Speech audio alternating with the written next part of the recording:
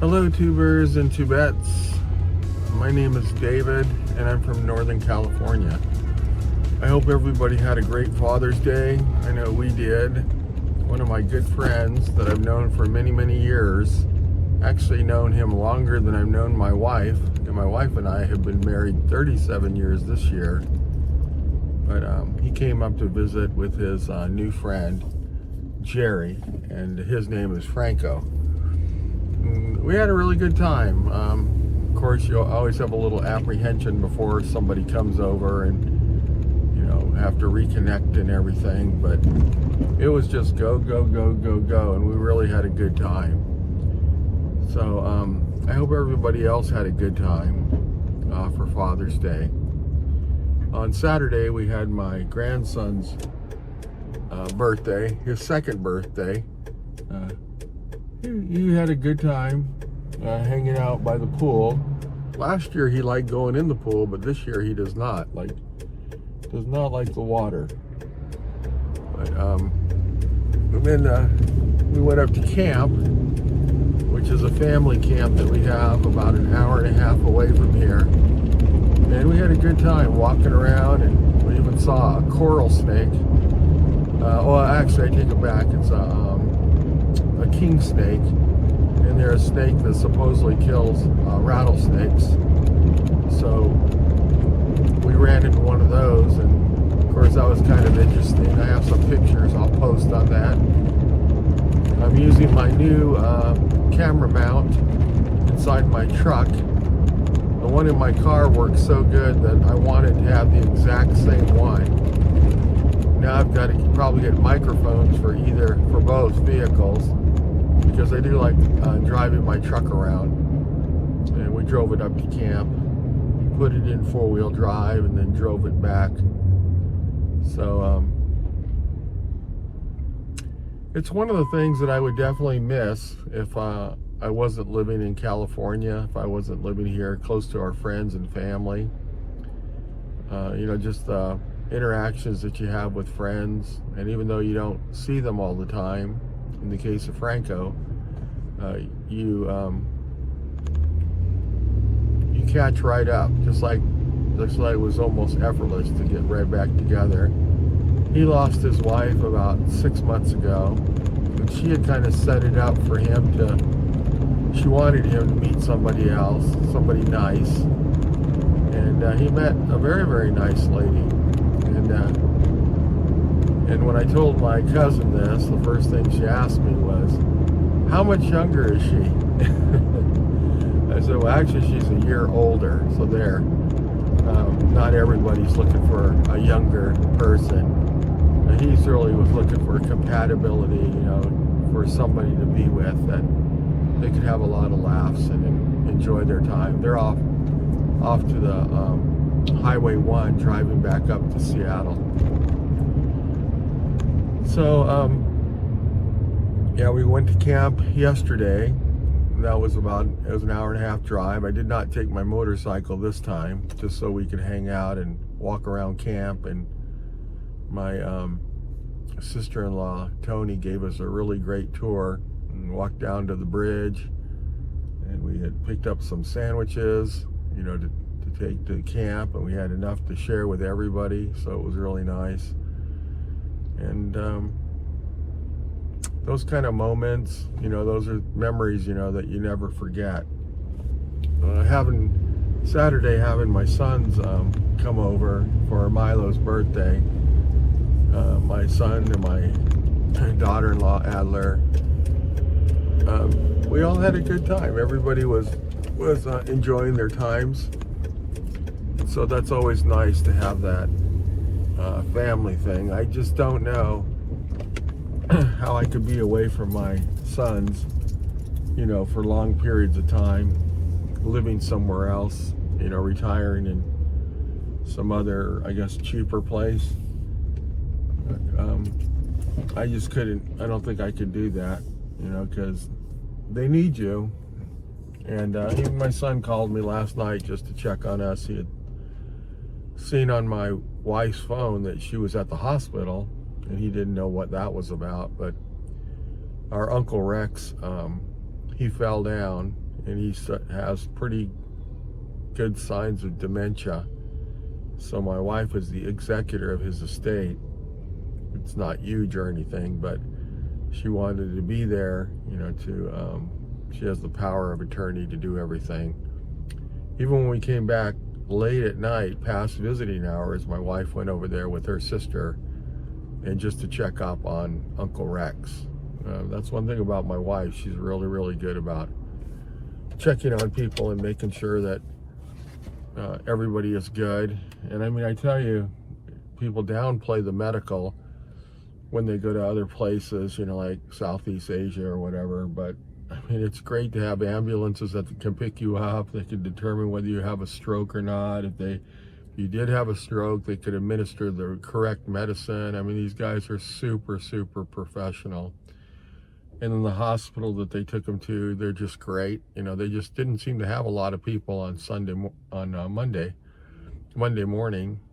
And so it was nice that they were able to take care of him right away and get him into a room. And he was really kind of out of it. And his son came down to visit him. But my wife, we almost didn't go to camp because she told me to just go to camp and take Franco and his girlfriend. But we just decided, no, we'll wait. And it was maybe a couple hour wait, but we were all able to go up together, so that was nice. And yeah, this medical, it's such a big deal. It's so easy to downplay it. And I know there was a guy that recently had a stroke and had actually died in the Philippines. And there's always a part of me that thinks, I wonder if that would have happened here. Number one, he would have had regular checkups, with really good diagnostic equipment. Not to say that it wouldn't happen, but there's medicines that they can use that can reverse, clotting. And we have all of our relatives are all in their 80s. They're 88, 89. And my mother-in-law is like 85. So when you get into your 80s, you definitely are not doing the traveling or moving around as much. And the most important thing is to have comfort, where if you're in a house, or you have to go into, with Uncle Rex, it may be possibly assisted living. It's nice to know that you have that here. Our other friend from church, he's still in assisted living. He has cancer, and he's in his 80s. But he's gotten to the point now, the reaction to the chemotherapy is so severe that he's declined to take any more treatment. So now it's about making him comfortable. And my wife said, he could still live, 2 to 5 years. So he's very weak, and the chemo was making him fall. I mean, just couldn't even sit up. He was constantly falling. So it's nice that that they have that kind of a medical available, and most of it is at no cost if you're at retirement age. And I just think it's a big, huge thing that people have to give up, or are forced to give up when they move into another country, Medicare. So makes me think again about, how could I possibly move somewhere to Southeast Asia or other places when I don't, when everything is so convenient here. I probably mentioned before that I do have some land, family land in Japan, about 20 miles west of Tokyo. So there's places I could live over there, but I would feel really isolated, mostly because of the language. And even though I have relatives right there, it's not like the friends and family that I have here. I was able to take my buddy and his girlfriend, Jerry, to the shop where I have my van, and luckily she's really into old vehicles and into cool stuff. And so showed him my 89 Batmobile, which I have it on top of a 75 Ford COE cab over that I had a slant bed installed on. They were able to see my 57 Chevy that I have over there. It was my first purchase that I got towards making a 57 Chevy. Now I have 256 GMCs, which I do love the bumper system a lot better. And so I probably will end up selling that 57. And then they got a chance to see my van. You know, the van is coming along. It's all jacked up looking, and in one of my videos I mentioned, you know, got some tires for it. So I was able to show them one of the tires, and then they were able to see how far the van had come. And she was really cute because she got in there and she sat in the driver's seat, and then she walked in the back of it, and she was really checking it out, and she was thinking, oh, I could see myself traveling in here. And so now Franco's thinking, oh, well, maybe we have to get like a camper van or something, which I think that would be really cool for them to do. I told them my van, the idea was to have a van set up for van life. Not that my wife was not into it, but that was my goal, you know, was to set that up. And at the party, I was able to set up this new heater that I have where the flame goes up the middle of a glass tube. And I got that for two reasons. Number one, I really like it. And it's kind of like sitting around a fire. It's very interesting to watch this flame going, you know, 4 feet up. But I also wanted to get it so that I could burn off the propane that I have in those propane tanks. When I bought the propane generator, I got 3 tanks, and she had told me that they've been sitting there for at least 10 years. Now, all my friends and people that are in the know, they were telling me, oh yeah, it doesn't wear out, Dave, you know, it'll be fine, you know. But for me, I'm kind of reluctant to run it through an engine, you know. The propane engine that I have on the generator is a Cummins engine. And I think we come to find out that it has about 4.2 hours on it. I looked at it, it's immaculate.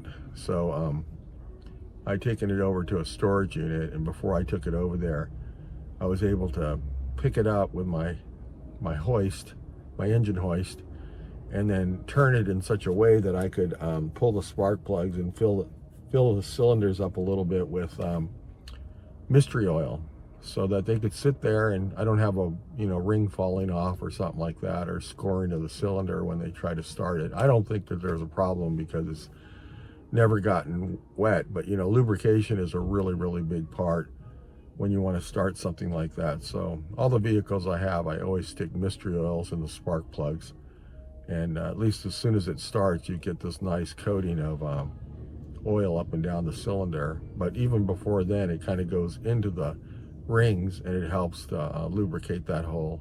It's such a light oil.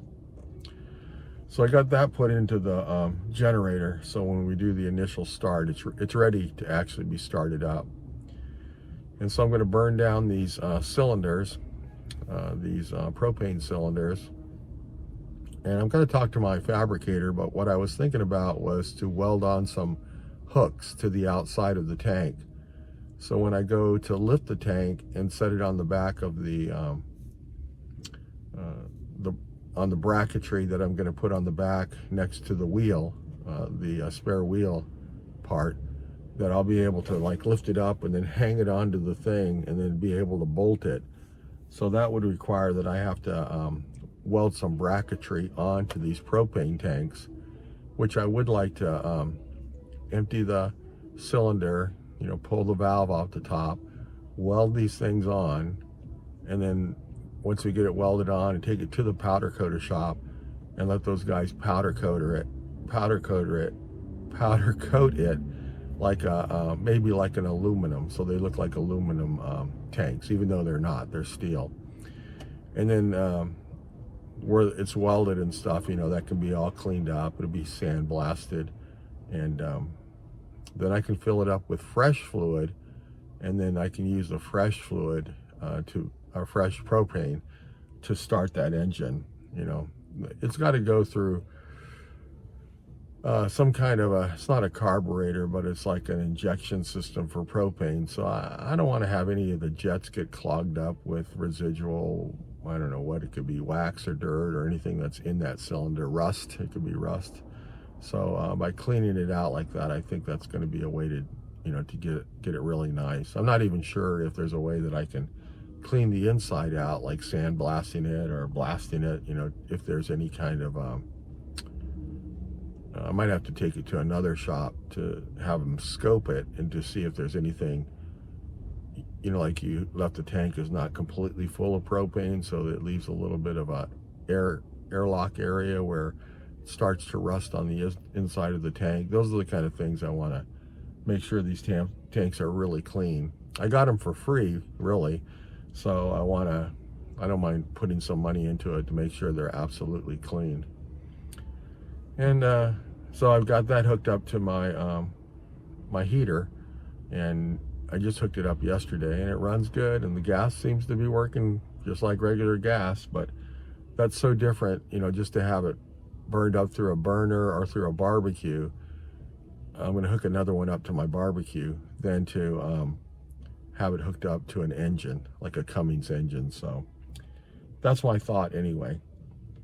And I do want to weld on it to put some brackets on it so that I can bolt it on to the new stand that we're going to have, the mount that we're going to have for the wheel. We're going to extend it all the way across the back of the van. So anyway, that's my thoughts on the propane stuff. Anyway, we had a really good time. They just left, and I told my wife it's going to be like a vacuum, because once people leave, then it's really quiet around the house. And I have 4 appointments that I need to call, so that's good. But my biggest problem is, when can I meet with them? Because at 3 o'clock we have another party for my grandson. His Adler's mom and dad are coming over, so we were going to have just like a little get together. I think we're actually going to just have pizza, and we're going to have it at our house, in the backyard, in the swimming pool, and they can go swimming if they want. So yeah, for me, I just don't see how I could move anywhere and live somewhere, even though I would really like it, the adventure and everything of it, because of the medical, and also because of missing the friends and family, especially the family, my sons. It would be really, really hard. So anyway, just wanted to bring you guys up to date on what happened this weekend. Hope you guys had a great Father's Day. I know I did. I got this camera mount, and now I've got it set up so that I can videotape either in my Infiniti or in my truck. And I hope it comes out good. I think it's going to be good, the right position and everything. So I think I may ask next time to get another set of these microphones that I have here that just plug into the back of the phone, and then that way I'll have one set up in the Infiniti and one set up in my truck, so I can continue to make videos. I didn't tell anybody, or my buddy, I didn't tell his girlfriend or anybody that I do YouTube. I kind of like the idea that none of my personal friends are looking into it, because I want to feel free to say, whatever I want to say, and I don't want somebody to be like, oh, you really hurt my feelings, you said this or that, because number one, that's not my intention, but number two, it's so easy to do. So I just want anybody that's viewing it to just be somebody I don't know, to create a different community, and somewhere where I feel like I can just talk and just speak my mind. So I'll have some other pictures. I took a lot of pictures, and I'm hoping to insert them into this video, just so that I can continue to document my life. And maybe someday in the future, I'll be able to go back and look at what I said, and then I can remember things, because my memory is going. But I'll be able to enjoy, my thoughts and the way I was thinking about things, at least for the next 3 years. That's when I have mandatory retirement. I have to retire at that point. I'm not going to retire. I'm going to continue working as long as I have a position at the pool company, but I will have to retire, and I say 3 more years, but I just looked it up, and it's I think like less than 2.5 months. I know it's about 1,000 days, and then I'll be forced to take Social Security. And then 3 years after that, I have to start taking money out of my retirement, the part that I've saved up. So I don't feel like I need the money at that time, but I'll be required to start taking money out. And then my wife is going to retire about the same time. She's a little younger than I am. So she just told me, I think I got to work for 1 more year. So I go, well, I don't have a choice. After this 1,000 days that I have to go, I'll have to retire. But my goal is not to retire. We have had some issues with the ownership of the pool company I work with. The old man that hired me, he's in his 80s. I'm going to say like maybe 82 or 83. And he's gotten to the point where I heard that he's not able to get around by himself. He doesn't have the strength to even feed himself. And so I have talked to him, and he sounds good over the phone, but I've heard he's pretty bad. And then his wife just went into the hospital for some stomach issues, like gallbladder. So they're going to try some kind of different thing. I had my gallbladder removed earlier this month because of Fred. He's the one that pushed me and my wife to go to the hospital when I had this issue. And luckily I did, because I had to have my gallbladder and my appendix removed. My appendix, a lot of times your appendix can burst, but there are a lot of people that are lucky like me where it doesn't burst. It just keeps getting infected and swelling and pain and everything else, but it doesn't burst. So I had both of them removed, and it's made my life just a lot better. So now I just have to worry and be concerned about my diabetes and also my arthritis that I have just in my hands. And so, it's just those things you have to think about. Now we have the ownership of the company, the old man and his wife. They're in their 80s, and they have to, and they're going through some medical stuff. She was in the hospital over the weekend, so I haven't heard what's happened, but she's supposed to be released yesterday. But it's happening to everybody around me. Either people are retiring or they're having big medical issues. So it's good to be in a country where you have really good medical care. And I mean, we really do in our area have really good care facilities that we can go to. We go to Kaiser, which is really nice because there's a hospital here, one in Elk Grove that's north of us about 30 minutes, and another one that's about 40 minutes south of us, these big Kaiser hospitals. And I've gone to them for my surgeries and stuff, and it's just really a dream. When I end up having to go on Medicare, I'm going to get my Plan B or whatever. I'm going to have to get the Cadillac plan, and I am going to list Kaiser as my go-to hospital, because I've been with them so long, and they're really, really good.